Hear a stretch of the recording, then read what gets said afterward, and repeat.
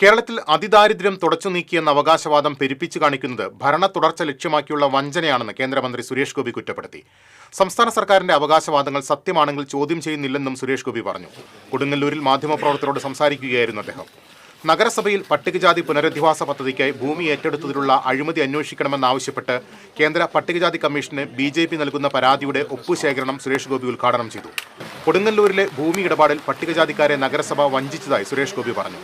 ചാപ്പാറിൽ നടന്ന പരിപാടിയിൽ BJP south ജില്ലാ പ്രസിഡന്റ് AR ശ്രീകുമാർ, കൊടുങ്ങല്ലൂർ മണ്ഡലം പ്രസിഡന്റ് ER ജിതേഷ്, നഗരസഭാ പ്രതിപക്ഷ നേതാവ് TS സജീവൻ, നേതാക്കളായ IS Manoj, TJ Jemy, ON Jayadevan, VM Purushothaman, KS Sivaram തുടങ്ങിയവർ പങ്കെടുത്തു.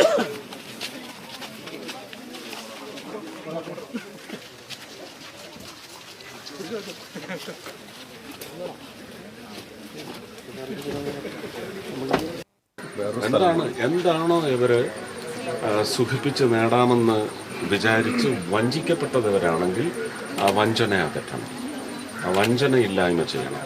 വഞ്ചന എന്ന് പറയുന്ന ചതിയോ തെറ്റോ എന്താണെന്ന് വെച്ചാൽ അത് പുനരെടുത്ത് നടത്തും.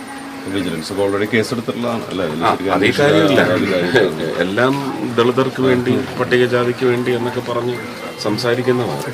അത് ചോദിക്കേണ്ട ഒരു കേന്ദ്രത്തിൽ നിന്ന് അതിൻ്റെ ശക്തമായ ചോദ്യം ഉന്നയിക്കപ്പെടണം, അതിന് പരിഹാരം കണ്ടെത്താനും.